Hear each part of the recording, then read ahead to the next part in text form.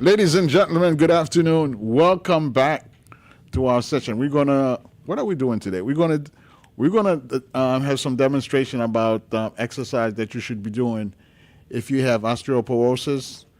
And this is a show that you should not miss. And right now, if you have access to YouTube or Facebook, I implore you to go to WSRF 1580 AM and watch us live, because some of those exercises, I think it's worthy to see us live and actually do it with us as we're doing it. So we're going to demonstrate a lot of things. We have our guest today, a man that I've known for, about a long time. Yeah. A good 10 years. Longer than that. Longer than that? Yeah. Okay. You keep saying that, but it's actually longer. You know, I have to hide my age. I understand that, yes. Okay. So I have to take a few years off of it. Yeah, well, everybody can't be like me, you know. That's well said. We are talking about none other than Mr. Thomas Griffith, who has been doing wellness for us in the previous location where we were at before, the previous company. And now he's doing a fantastic job with us at Alto Health, which is located at 4850 West Oakland Park Boulevard, Suite 125 in Lauderdale Lakes, Florida. Mr. Griffith, welcome back to Source of Information. Yeah, I have, last week we finished up the program on talking about weight loss and the importance of weight loss. So I brought a little something with me today, and we're going to see if we can give you an aha moment. Do you know what an aha moment is? No, I'm sure you're going to tell me, right? Yes, I am. You never spent any significant amount of time. You've always been an entrepreneur, so you never spent a whole lot of time in corporate America, right? You know, in my early days, I did for a short stint. Worked in companies such as Brooks Brothers. Well, you may have run into this then. You remember the Saturn, the car? Yes, I had a Saturn. I'm sorry. But, okay, when Saturn came on, they had a whole new method of management. Okay. And it was patterned basically after NFL teams. Okay. So all these guys had this thing about, Vince Lombardi, fatigue makes cowards of us all kind of stuff. And so they implemented this into their management format. And everybody else caught a ball and said, hey, this is great because everybody likes football, so that's a great deal. So we're going to put that into our management format too. So after Saturn had been in existence for a couple of years, everybody in the United States was doing this stuff. Now, Saturn's where? It's bankrupt, right? Yes. In a very short period of time. So it shows you how successful that was. Anyway, they would have these big blowout meetings, and then at the end of the meeting, they go around to the various lower echelon managers and say, okay, what was your aha moment? And this was supposed to be where you were enlightened by something this guy said who was up there. Mm-hmm. And then they go, aha, okay. I've seen the light. So we're going to give you an aha. Okay. Okay. Now, can you just get out here a little bit here? Okay. All right. Can we still see him here?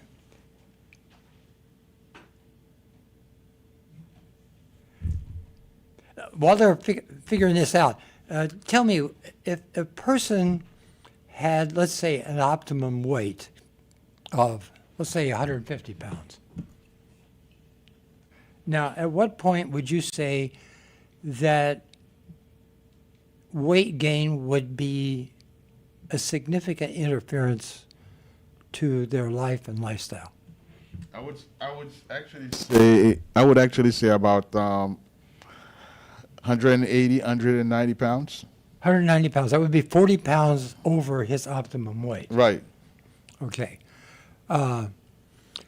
what I'd like to do for you to do right now is to just stand up out of your chair and sit back down 3 times quickly in a row. 1, 2, 3. How do your knees feel right now? Feels great. Feels great. Okay, good. Now, we're going to do that again, but I've got a present for you.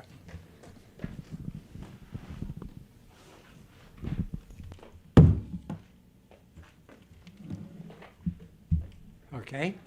Now, what I want you to do is to take that weight, put it on your lap.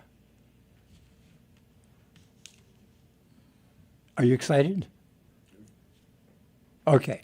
Now you're going to do the same thing. You're going to go up and down 3 times.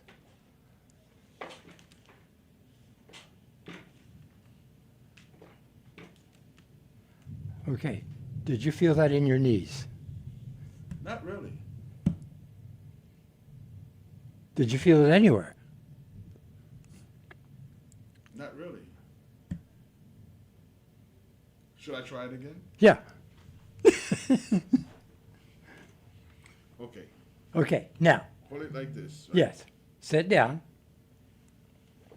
Up you go. You feel that extra stress in your knee? Yeah. There you go. Now you got it, right? Right. Give it one more time. One more time, just for fun. I feel it around my abdomen. Well, you feel it all over your body, basically. Okay, go ahead and set that thing down. All right. That's 15 pounds, not 40 pounds. Okay. So if you were to double this weight, 30 pounds. 30 pounds, Uh-huh. and instead of getting up and down 3 or 4 times, how many times do you get up and down during the course of a day? Oh. 50, 100, Probably 150? 100 to 150. 150, maybe even 200 times Yeah. a day. So you amplify that extra weight up and down for, let's say, 150 times a day.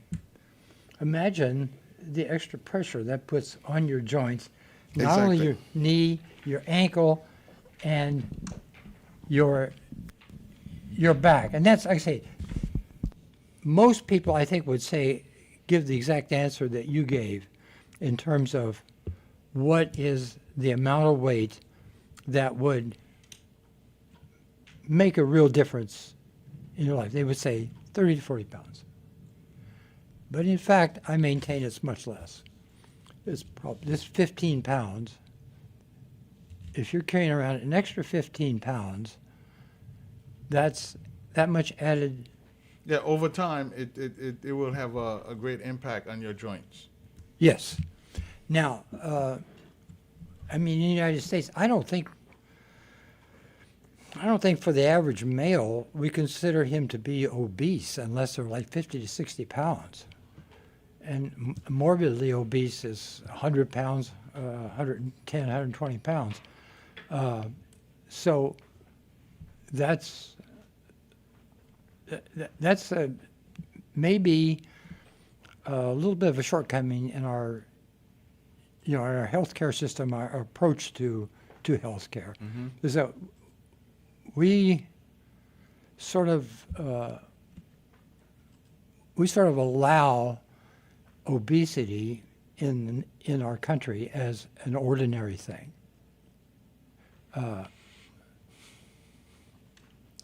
Now let's step back a bit. You said we sort of allowed Yes.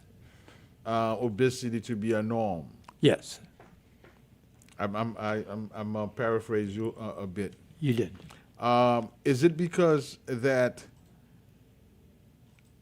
when we turn on the TV, for example, every other commercial is about food? Oh, that's got to be one thing. One thing. Yeah. And we concentrate less on the quality of the food, but more of the quantity of the food And availability, and availability. quickness. And then, well, there's some other things too. I mean, sugar, sweet, Wait a minute before you continue. Let's stay on sugar sugar. because The creator of all evil. right, because I've seen that I eliminate sugar from my diet, and I've managed to lose weight as opposed to in part it was not by choice. By my doctor said, "Whoa, Whoa. you have to make some change." Yeah, whoa. So yes, let's elaborate on the sugar part. Yeah, there's actually, let's go take it one step forward. There is a combination of sugar, sweet, salt, sodium chloride, salty, and vegetable fat, which would be like Western oil, for instance, or something like that. And you combine those in certain ingredients, and you get a taste called savory.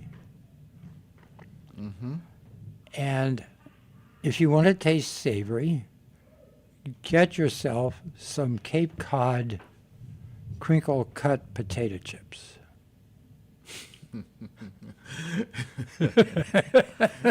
What is Cape Cod potato chips? Savory potato chips, you said? Well, yeah, the word savory is not on there Okay. because that's kind of if you're in the the foodie wellness end of it, that term savory is almost like a curse word. Okay. It's like don't eat savory, just stay away from savory. Okay. But it is, and if you go to like a bag of really good, let's say kettle potato chips, you're not going to eat one, are you? No. No. You're going to eat handful, 2 handfuls, bag is gone. And if you combine that with, let's say, something that goes well with it, like a can of beer, and you add like another savory pizza. Pizza. That's what I had last night. Yeah, cheap pizza. The cheaper the pizza, the more savory it is because they have to make up for the fact that it's a cheap pizza some way or another. And Well, it wasn't cheap. okay, well, if you have with real ingredients and if you have fresh ingredients like I think the ingredient was well because normally with cheap pizza I would get heartburn. probably. So during the night I didn't have any heartburn. When I woke up this morning I didn't have any heartburn. Well, that's probably good. Yeah, but these things, that's one of the things which adds to obesity. In fact, I think the World Health Organization stated that one of the key reasons for worldwide obesity was cooking oils, and that going to excesses of cheap cooking oils like palm oil, peanut oils, stuff like that, really added just a ton of calories to everything. But on the pizza, I was, it's after I finished eating, and they were large. After I was done eating them, then I started thinking about the carb. Oh yeah. Carb. Yeah, the carbs in pizza are monumental, and that's why it's a favorite food of people who are getting ready to run marathons, and high calorie output meals. Just read about Formula One drivers who very much watch their weight, and that they eat high carb meals like pizza or spaghetti, pasta for the night before. So, what kind of exercise we could do to? One of the things that I don't know because since I haven't been playing racquetball as often as I used to. But when I'm start seeing the residual effect, That's since you ran into the side of the wall with it, yeah? yeah, since the wall ran into me. Yeah, that wall I was moved. more like You know, it was the darndest thing. They had this set court, the same size, and in the court he played on, for some reason or the wall The shifted wall position. Shifted position, exactly. So one of the things I see as residual is my midline. So it's flatter. Yeah. And the side of the handle have gone down a bit. So what kind of exercise that should we be doing?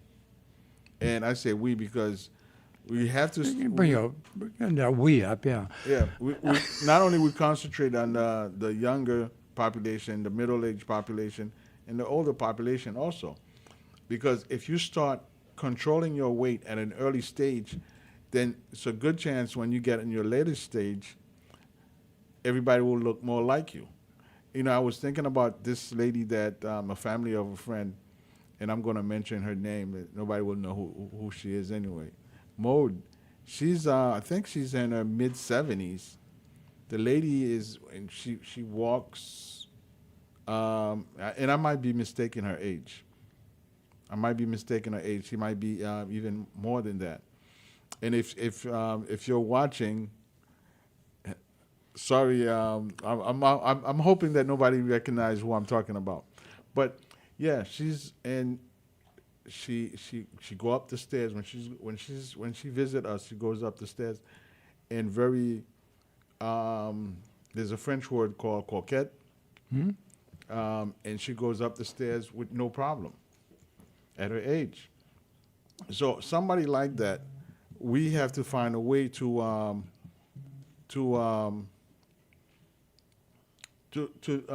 take something from what she's doing. So in terms of exercise, I know she walks a lot.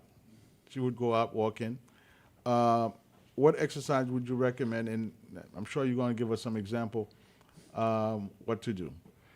Well, of course, weight control, the most important exercise you can do in weight control is when you're at a table, you take your hands and put it on the table like this and go like this.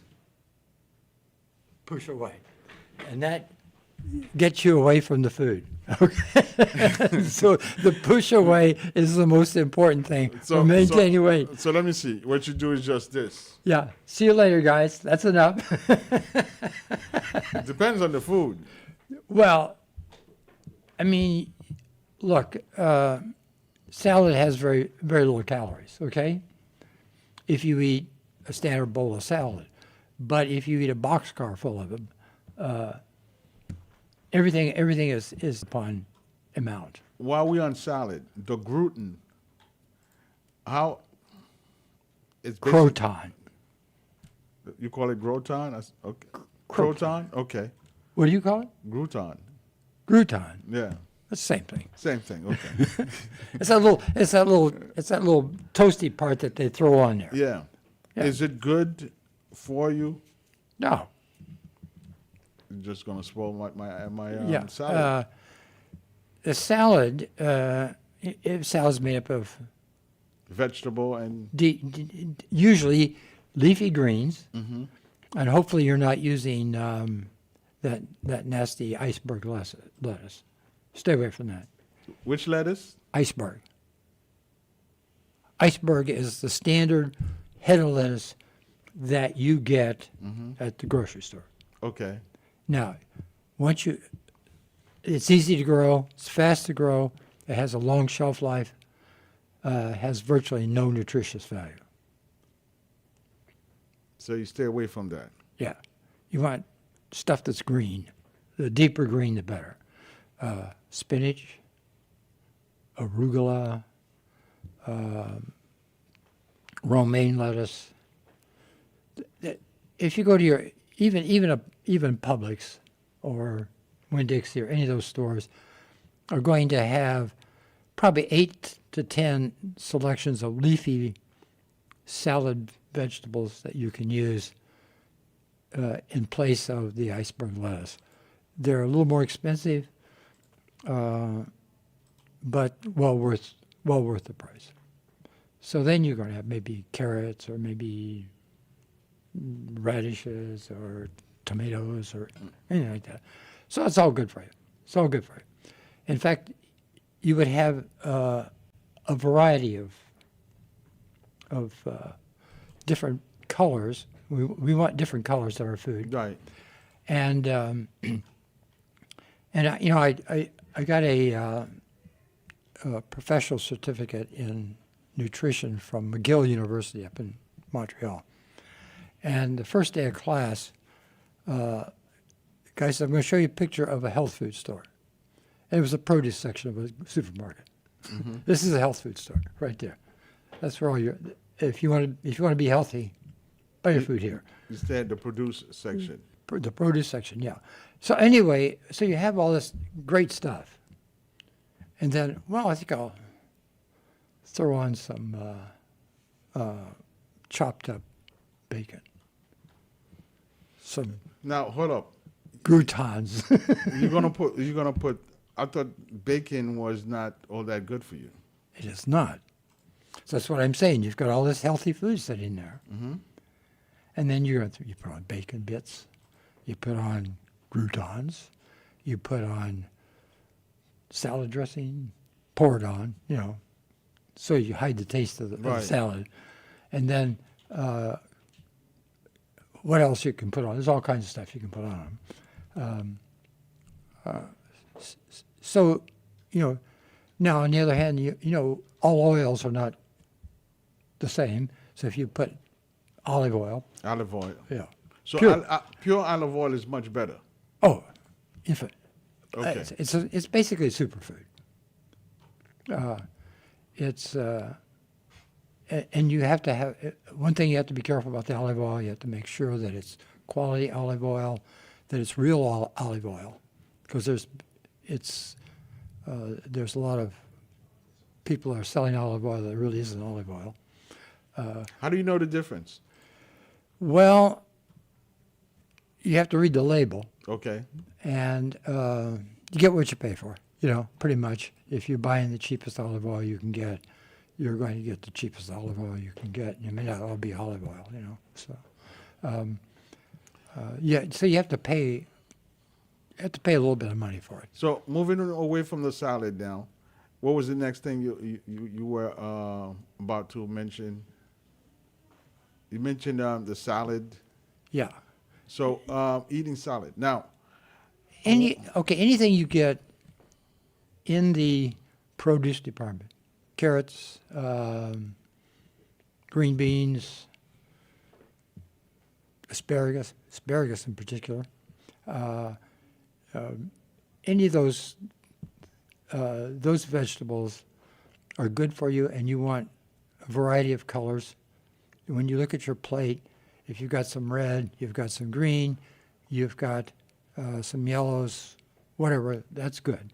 Now, I always tell people in the class, when we're talking about weight loss, I always say, colors are great, but white is not right. Okay. Now, so if it's white, I guess kick it out. you just throw my next question out the window. Okay. The next. I'm glad to be ahead of you that way, Yes, you are. The next thing is rice. Now, there's different rice that I think my wife buy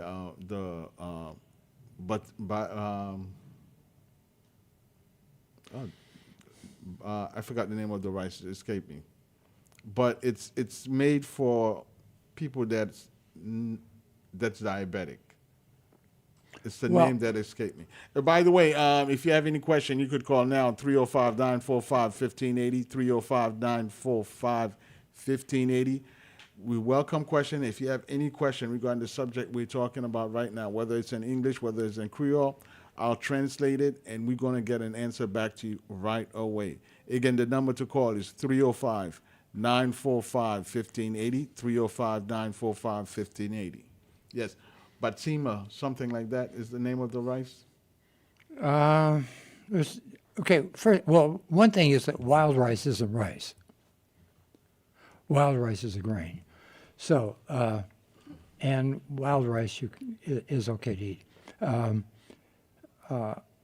But What do you consider wild rice? that's those little black things. You know, you get like there's they're a little thin.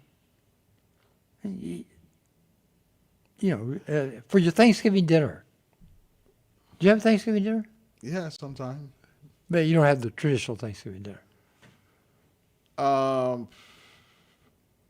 The traditional American Thanksgiving dinner, which was based on a big lie. We won't go into that history. Yeah, we won't go into that. We'll be accused of being woke over here. It's the stuffing that goes inside the turkey. It's always made Okay. with these little thin black pieces of rice. You know what wild rice is, right? Yeah, he knows. See, that's the technician there. He knows what it is. All right. If you're going to get rice,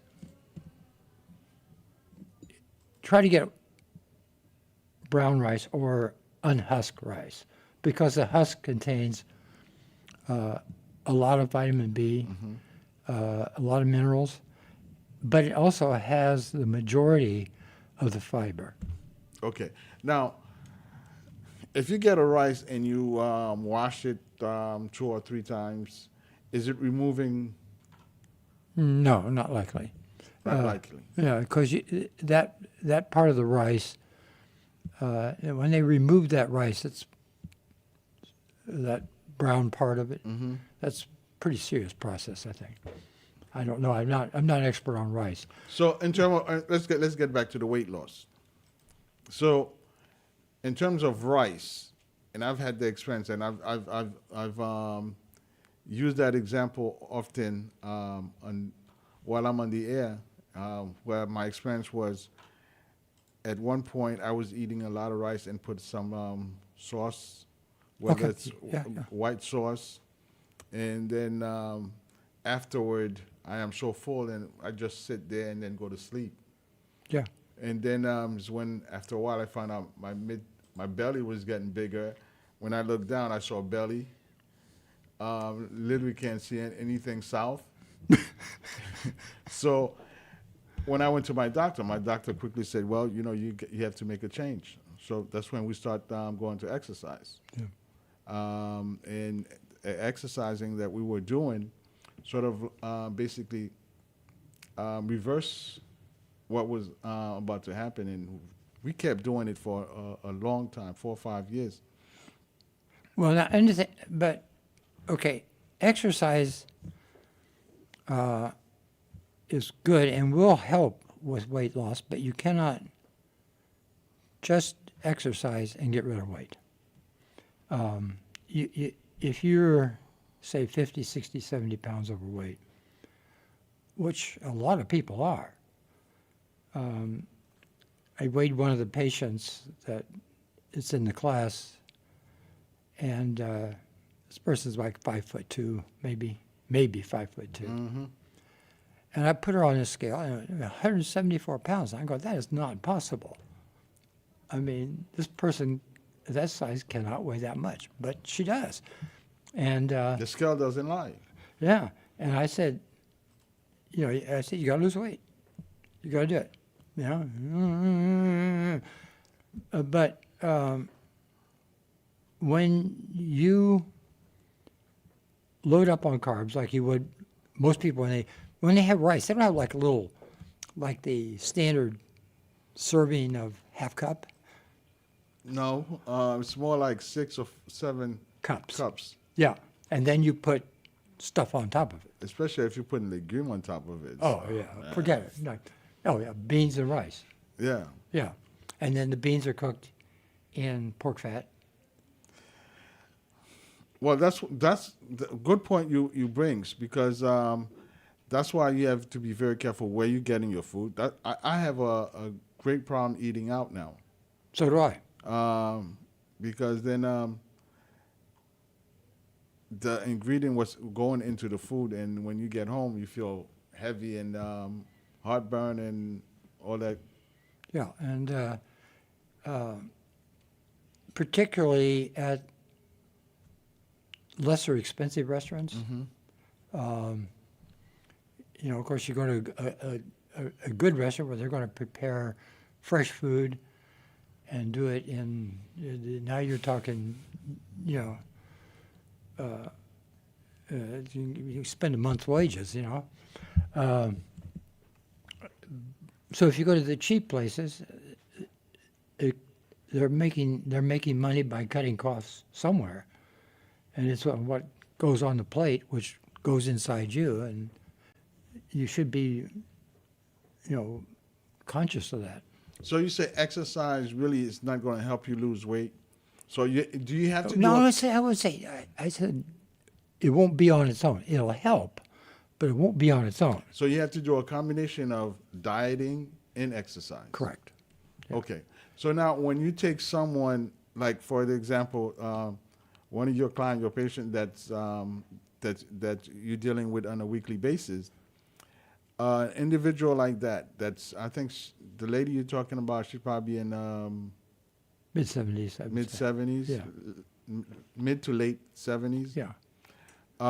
What's your recipe to help this person lose weight? Yeah, well, she's classic of our patients, right? Mm-hmm. She's worked in the hospitality business, you know, changing sheets, and which is a very, very difficult job.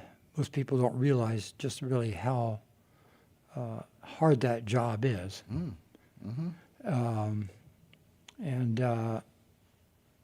it's kind of funny when people say, well, you know, these people come in taking our jobs. I'd like you to find an American, a born American, who's got to go in change sheets all day. Change sheets all day and push that cart up and down those hallways. It really is a brutal job, and we see very specific types of injuries. I can usually tell by now what the people did for a living by being around them for a couple of days and telling me what kind of pains they have. And in this particular case of this lady, she is pretty much beat up everywhere. So the first thing I tried to get her to do, or will try to get her to do, is to give up white. Give up white. Give up white. So give up rice altogether. Sugar, rice, breads, yes. Cheap breads in particular. Sugar, rice. Starches. Bread. Starch also would include potatoes, yucca, and yam. Yam. Okay. Yam's a different deal. Okay. So now, for a lot of Haitian folks and a lot of Caribbean folks, plantain. That's the one. That's the killer. The plantain. There was a lady who brought in a lot of food. Yes, thank you, La Massilia. And she brought in a chicken dish that was quite nice. It was legume. Legume is a dish with vegetable. Yes. And they had meat in there. Also, I think it has tomato, carrots in there. Yeah, it was very. I was looking at it.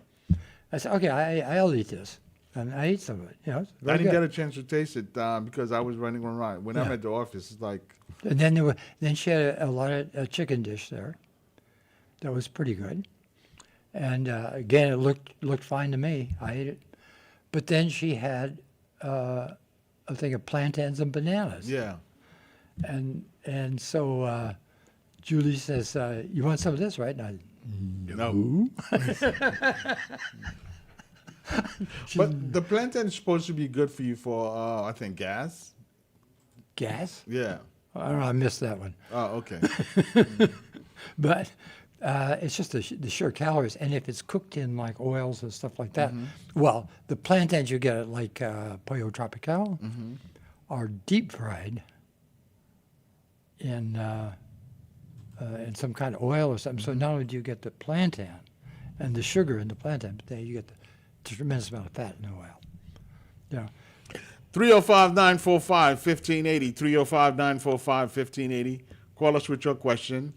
Get involved. I hope that the information that you're getting today, and I'm sure the information that you are getting today, is one that is going to make a great impact in your life, because the saying says you are what you eat.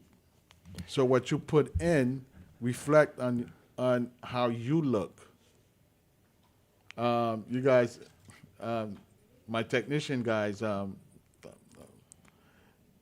you know, I'm not throwing any stones, but that goes for you guys too. Really what you eat. And that's why it's very important. Certain restaurant you don't go to. Well, yeah, I would say I would stay clear of. I mean, everybody goes to McDonald's every now and then. You know. Well, okay. McDonald's, since you mentioned it, fast food restaurant. 'Cause I remember one time, at the time I was like, you know, really didn't have much money in my pocket.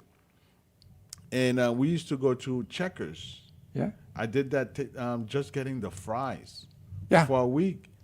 And after a week, when I went to the doctor, my cholesterol was through the roof. Yeah, because they fry those in Lard?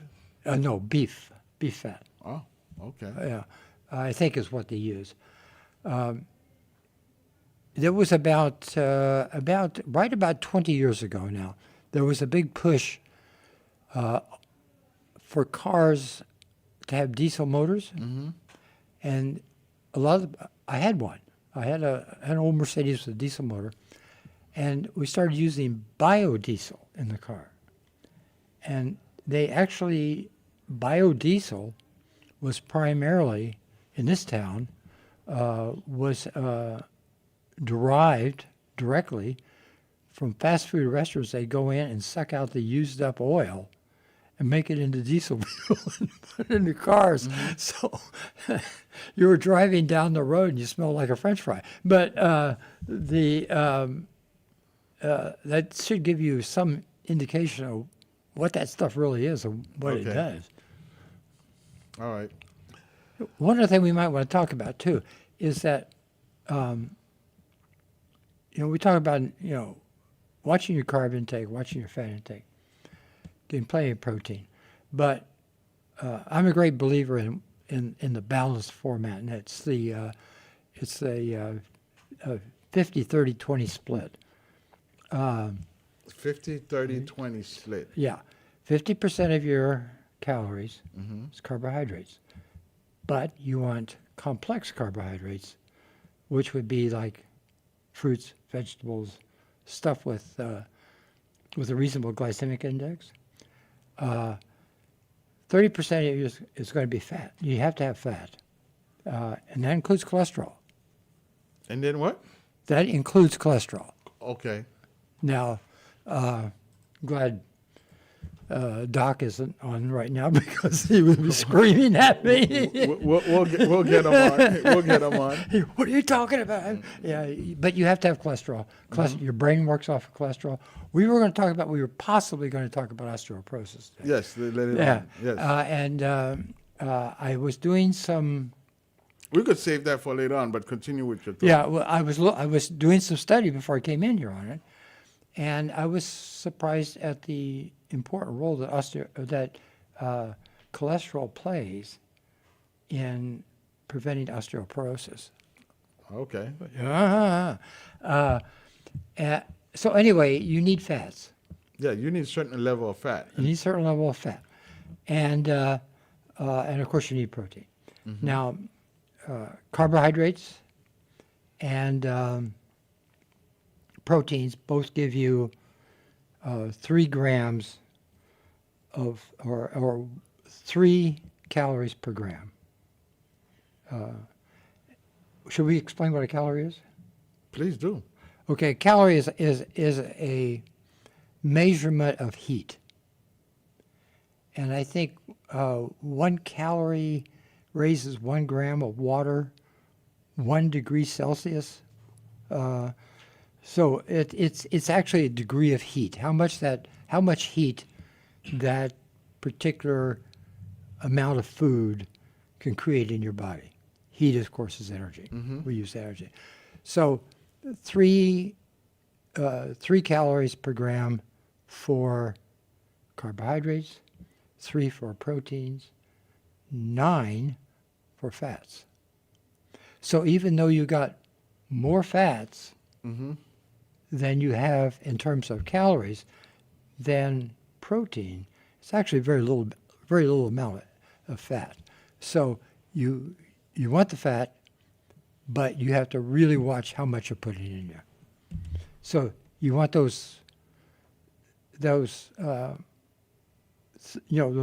that mix of foods, and you want to watch your calorie intake. Yeah, how much calories are you taking in today?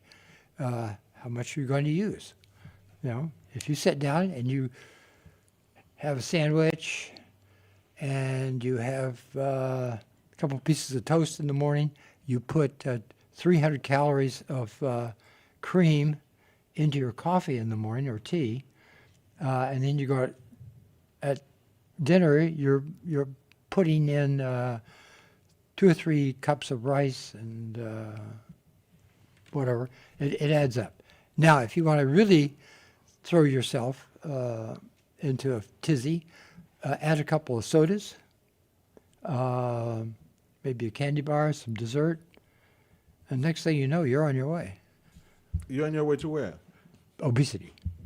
Okay. And you got to remember that about 3,600 calories makes a pound. And so let's say you overeat 100 calories a day. That means in 36 days you're going to have a pound on you. Okay, that means you're going to gain 10 pounds a year. After 5 years, you're 50 pounds up.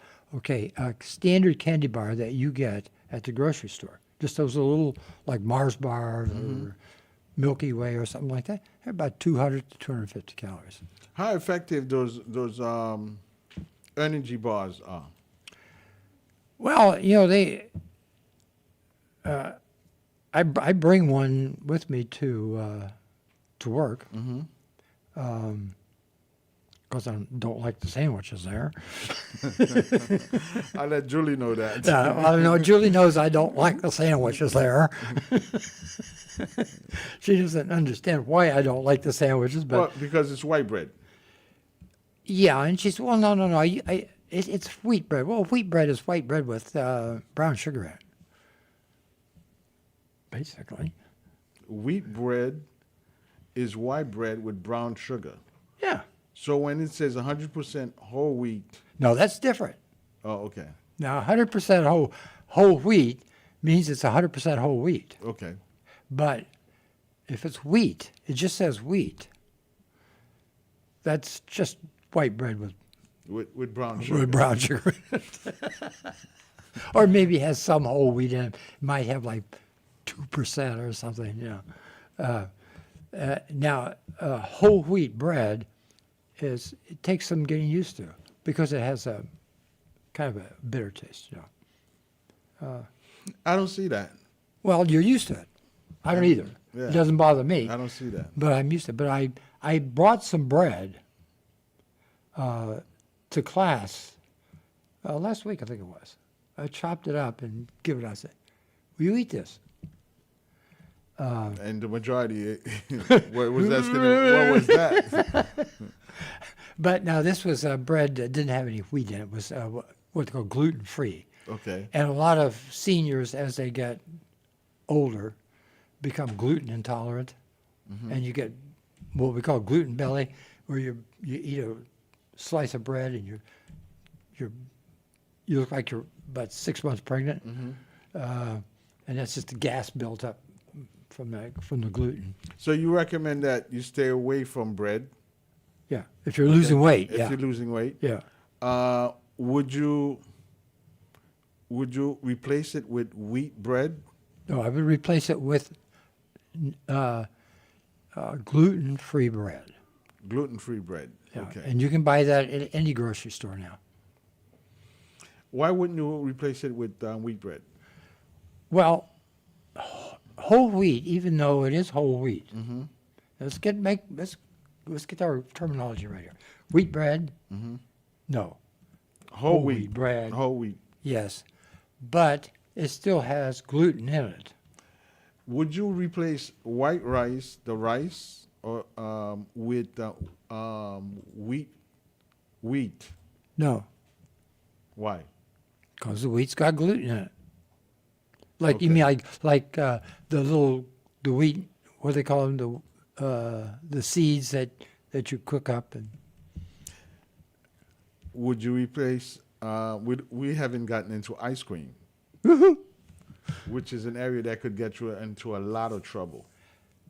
Boy, I had our oldest daughter got into having a bowl of ice cream with her daughter Mm-hmm. at night before they went to bed, and that didn't last very long. It's amazing what ice cream can do for you.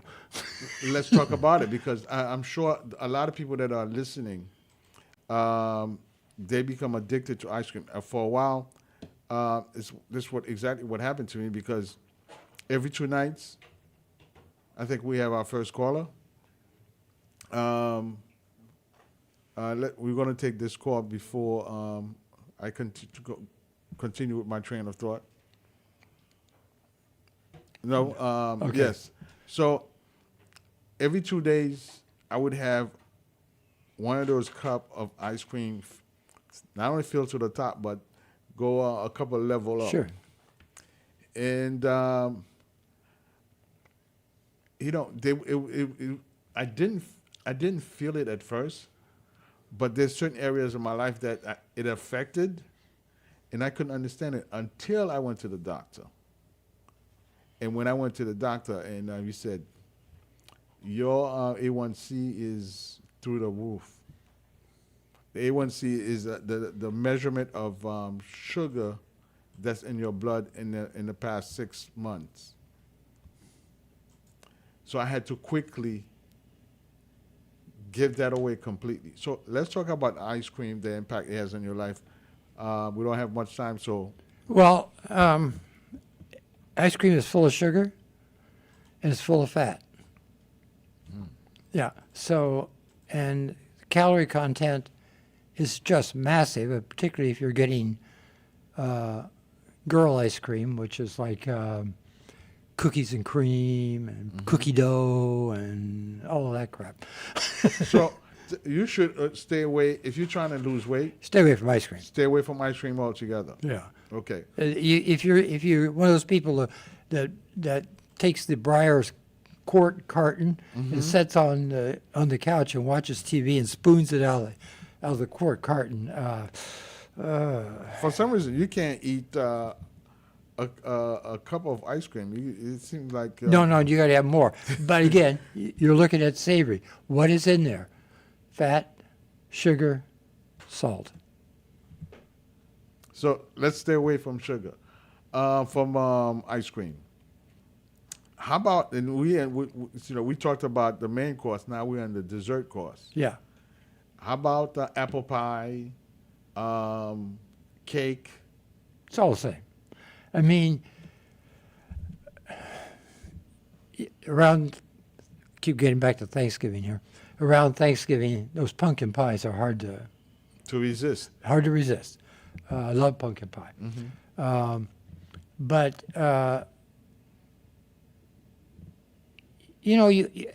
look. You try when you're trying to lose weight. You have to be pretty strict. Now, I pretty much work on maintaining my weight, but I go to somebody's house and they flop down a big piece of chocolate cake. That thing's gone, man.